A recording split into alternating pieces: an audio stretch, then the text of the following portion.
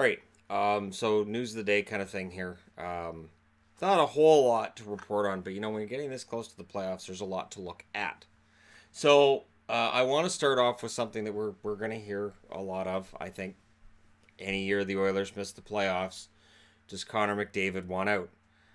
Connor McDavid is a team guy.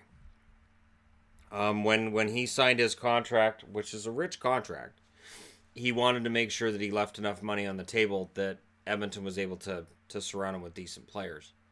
Now, we can all agree that things haven't gone well for Edmonton the last couple of years, especially after the 2017 playoffs looked so promising. But I don't see McDavid ever asking to get out because they're paying him a lot of money. They believe in him. And I think it would take something dramatic for him to turn around and say, I want out, I'm done in Edmonton. I think it would have to be something dramatic. It'd have to be a massive falling out with a coach and with the organization in order for him to do that. I just can't see it. But it will be a conversation. We'll have this conversation every year is my guess. And it's just, I can't see it happening. Jim Benning's come out and told the province he may be looking at signing more NCAA guys as the playoffs continue, the drive to the Frozen Four. I will say this, and I defended Benning yesterday. I'm going to defend him again today. This is what you do when you don't have a lot of draft picks. You do a lot of scouting, and you go out and you get guys out of college. And you do one of two things. Either you get guys that slip through the cracks and are NHL level, or you're getting guys who will play in the American Hockey League and help with depth that way. You need guys in Utica, and they're free prospects. This is the thing, they're free prospects. And I will do a video at some point. I think a good series this year to do during the summer is looking at rosters for each team and how they're built. And going through draft picks, free agents, trades, and how each team's been built. Because it's an interesting way of looking at things. Not all teams are built the same way. And I think when you look at the Canucks, I think there's a lot of guys who have been under the radar kind of pickups.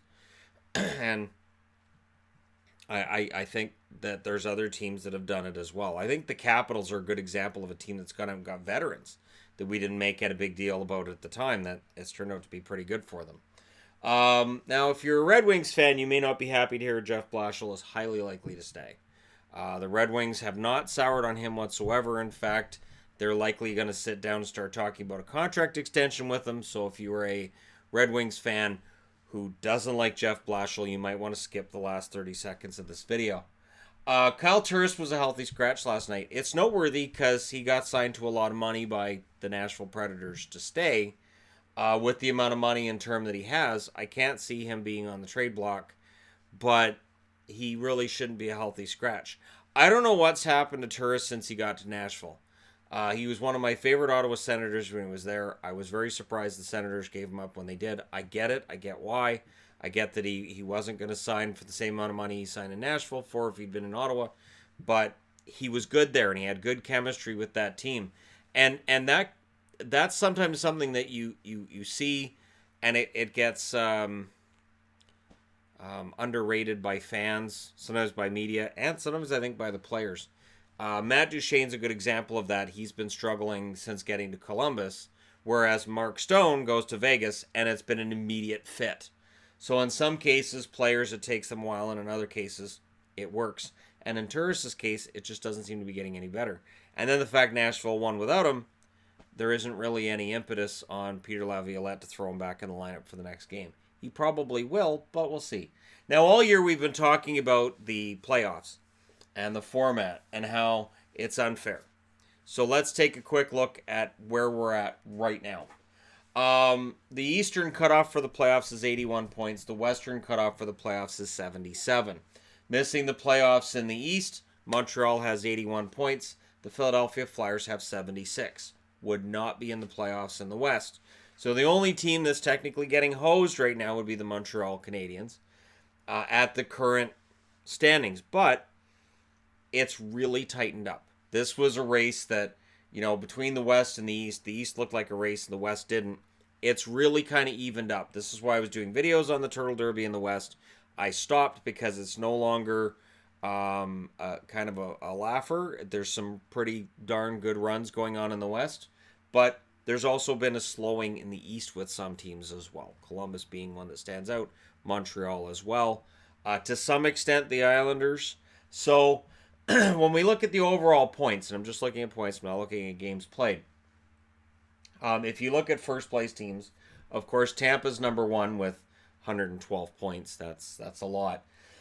The lowest point total for a division leader is Winnipeg with 86. Now, the interesting thing is Winnipeg wouldn't be top three in either the Atlantic or the Metro.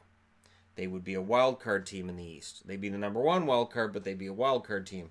Whereas San Jose, the only team that San Jose would be behind overall in the NHL is Tampa, and the same can be said for Calgary.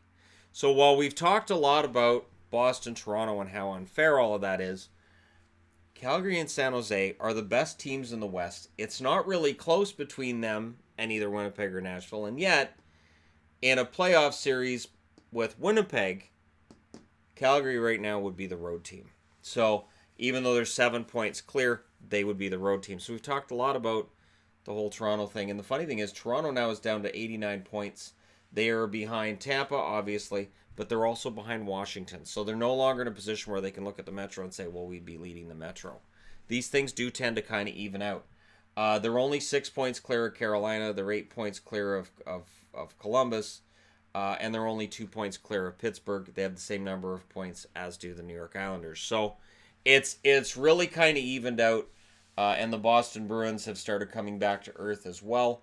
They're 1 point behind San Jose. They're tied with Calgary. Calgary can pass them tonight. By the end of the year, it's usually noise when it comes to the playoffs are unfair. This isn't right. This isn't fair. And we'll see where the playoff seedings are at the end of the year. I think the fact that the Central is as weak as it's been is really noteworthy. Dallas is 6 points back in Nashville, but they've got 2 games in hand on Nashville. And they're 7 points back on Winnipeg. But with the way Winnipeg and Nashville are going and the way Dallas is going, I'm not ruling Dallas out. The interesting thing to me, too, is that St. Louis has fallen back down to a wild card spot. Arizona has played one more game than St. Louis, but St. Louis has been falling in Arizona. They're not falling at all. They're on their way up. So while Arizona, if they were in the East, they'd be behind Montreal. They'd be 4 points out of the playoffs. We have the system we have for a reason. I was going to look at strength of division as well because the lower seeds, when you're looking at Ottawa, when you're looking at Florida, when you're looking at Detroit in the Atlantic, those are some pretty weak teams comparatively with other divisions. But I thought, nah, we'll just take a look at the top 8 in each conference. So there you go. Let me know your thoughts in the in terms of the whole conference thing. Let me know your thoughts about some of the other stuff that's going on. If you're a Wings fan, do you want Blashill back? I know there are some Wings fans that are going to say no. But let me know your thoughts, as always, in the comment section below. Do not forget to hit like and subscribe if you're browsing your way through. You just happened upon this video. And hey, thank you guys so much for watching. I'll talk to you again soon.